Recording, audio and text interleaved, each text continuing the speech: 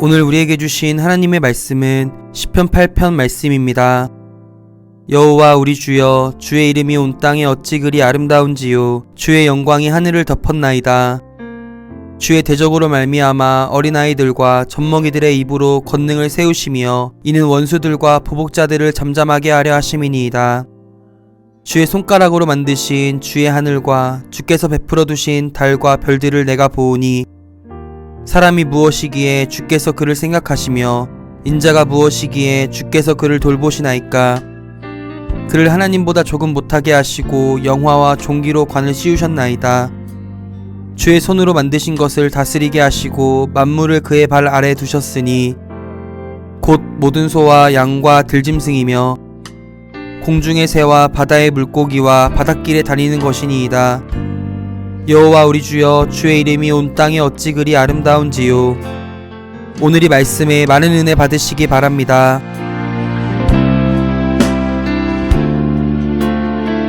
한 사람이 인간으로서 인생을 살아갈 때 나는 누구입니까?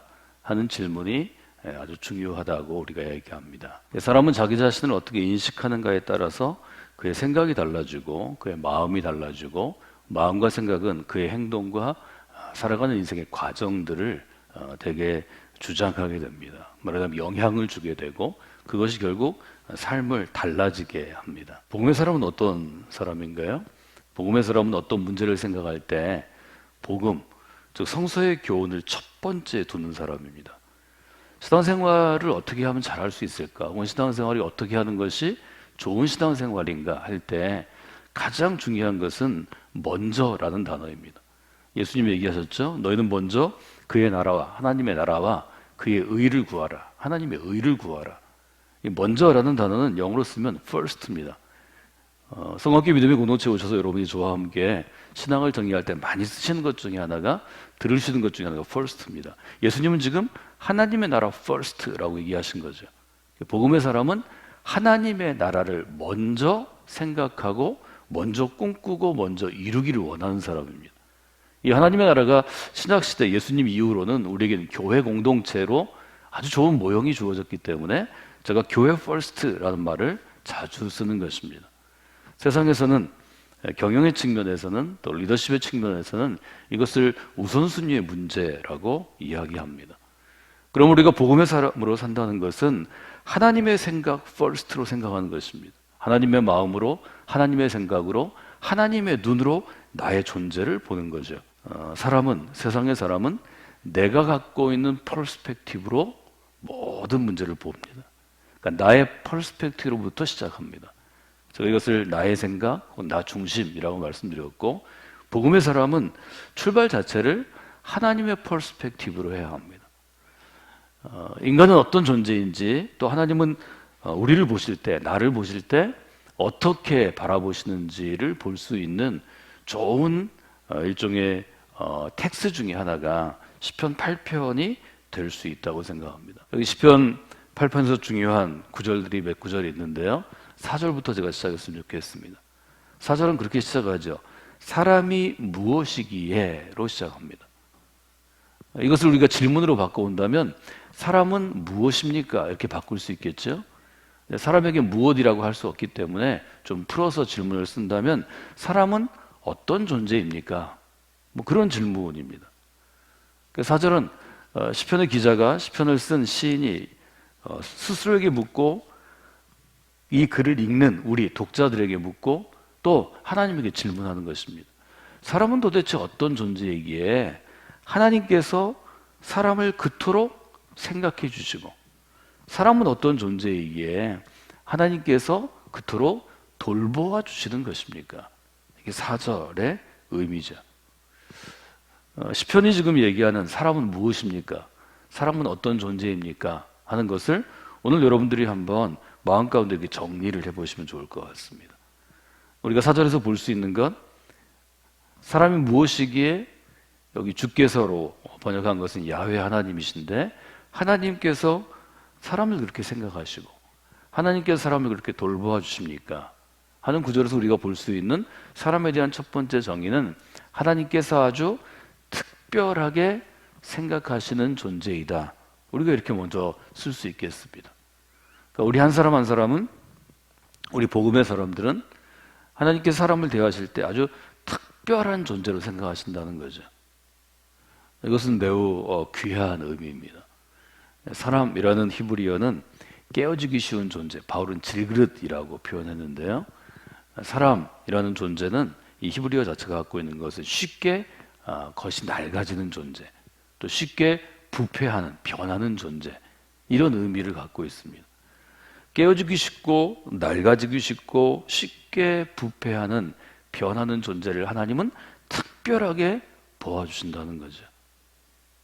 아주 특별한 존재로 생각하신다는 거죠.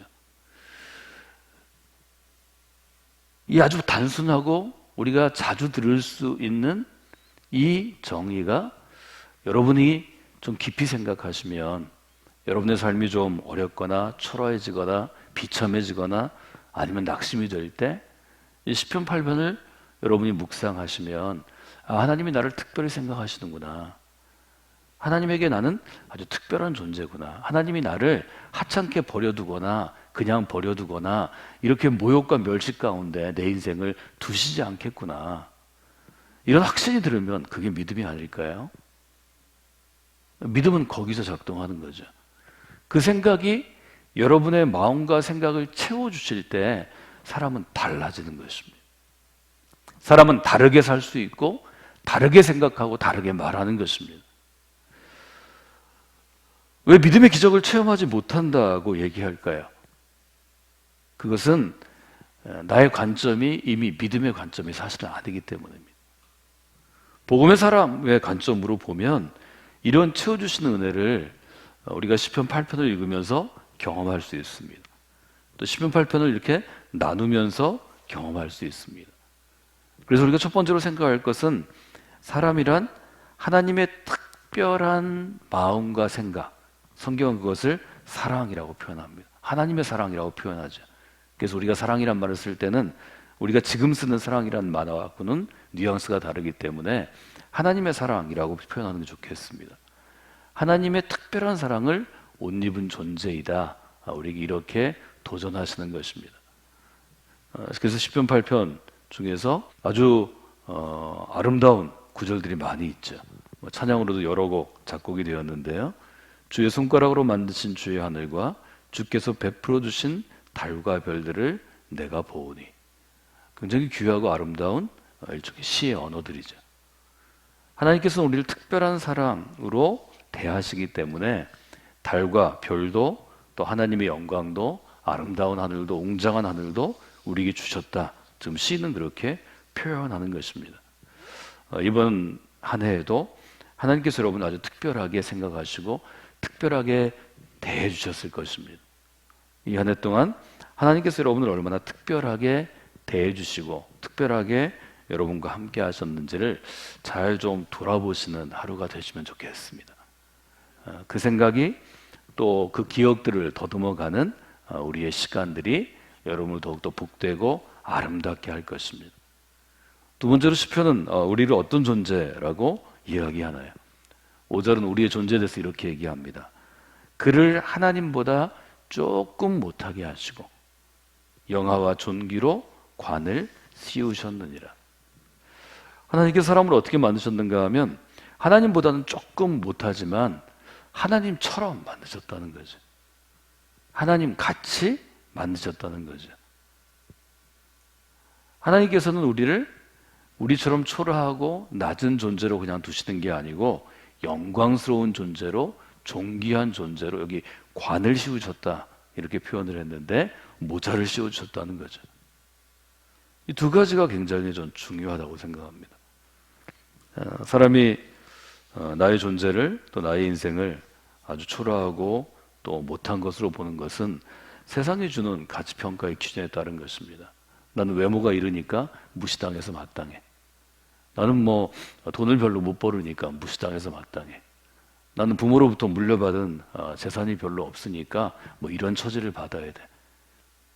이런 것들은 사실은 하나님을 모욕하는 것입니다. 하나님을 멸시하는 태도입니다. 구약에서 이스라엘 백성들이 생명처럼 지켰던 것은 하나님의 이름을 망령되이 열지 않고 하나님을 모욕하지 않는 것이었습니다. 하나님 외에 다른 것에 충성과 사랑을 바치지 않는 것이었습니다. 우리가 믿음의 사람으로 살아가면서 하나님이 이미 선언하신 나에 대한 존재, 사람에 대한 존재를 인정하지 못한다면 사실은 그것이 하나님을 배신하는 행위이고 불신앙이라고 볼 수 있습니다. 사랑하는 여러분, 하나님께서 우리를 만드실 때 하나님보다는 못하지만 하나님처럼 만드셨습니다. 그래서 이것을 우리는 닮았다고 표현합니다. 하나님의 형상을 따라 지음받은 우리라고 표현합니다. 이것이 모세오경으로 우리 들어주는 토라의 첫 번째 책, 창세기의 가장 중심되는 주제와 메시지입니다. 그 사람을 우리가 이렇게 정의할 수 있죠. 하나님을 따라 지음받은, 하나님을 닮아가는 영광스럽고 존귀한 존재라는 것입니다. 그러므로 우리는 매일매일 하나님을 사실 닮아가려고 노력하는 존재들입니다. 우리가 그것 때문에 모이고, 그것 때문에 예배하고, 그것 때문에 우리가 사역을 감당하죠. 교회는 그런 곳입니다. 하나님 닮기를 소망하는 사람들이 하나님을 매일 닮아가기 위하여, 하나님처럼 좀 우리가 변화되기 위해서, 그래서 우리가 함께 살아가는 그런 공동체를 이루고 있죠. 여러분들이 이 한 해도 하나님께 더 가까이 나아가는, 즉 하나님을 더 많이 닮아가는 한 해가 되었으리라 그렇게 기대합니다. 여러분이 믿음 안에 서게 되면 하나님을 닮아서 영광스럽고 존귀하게 되려고 노력하는 것입니다. 하나님을 닮는다는 것은 무엇을 의미하는가 하는 것을 여러분들이 한번 생각해 보시면 좋을 것 같습니다. 두 번째 정의는 하나님을 닮은 영광스럽고 존귀한 존재라는 거죠. 하나님을 닮아가는 사람들은 어떻게 살아가려고 그럴까요?